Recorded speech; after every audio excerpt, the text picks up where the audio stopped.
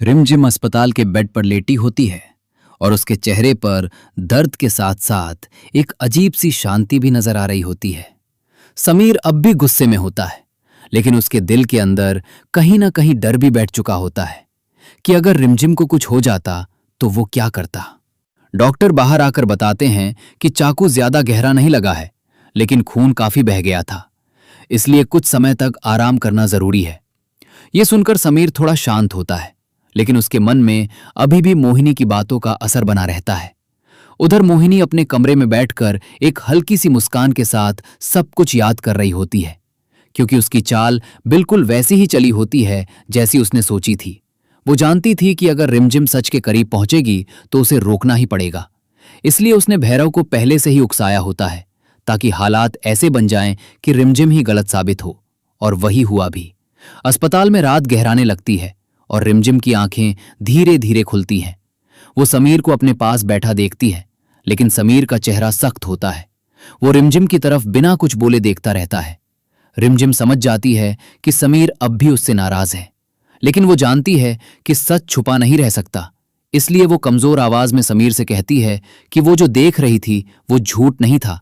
समीर गुस्से में उठकर खड़ा हो जाता है और कहता है कि अब बस बहुत हो गया रिमझिम। हर बार तुम कोई ना कोई नई कहानी लेकर आ जाती हो और हर बार मेरी बुआ को बदनाम करने की कोशिश करती हो, लेकिन इस बार तुमने हद कर दी।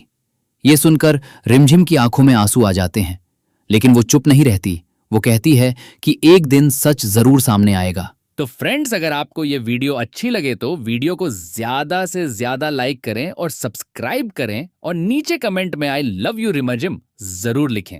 उधर वीरगढ़ महल में मोहिनी सबके सामने मासूम बनने का नाटक करती है। वो रोते हुए कहती है कि उसे समझ नहीं आता कि रिमझिम उससे इतनी नफरत क्यों करती है। वो तो बस परिवार को जोड़कर रखना चाहती है।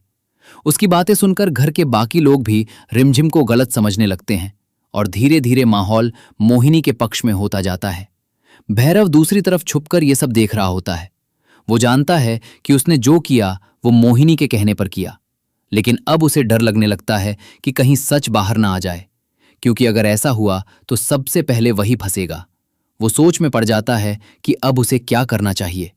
अस्पताल में अगले दिन रिमझिम की तबीयत थोड़ी सुधरती है और वो अपने कमरे में अकेली होती है। तभी उसे खिड़की के पास किसी की परछाई दिखती है।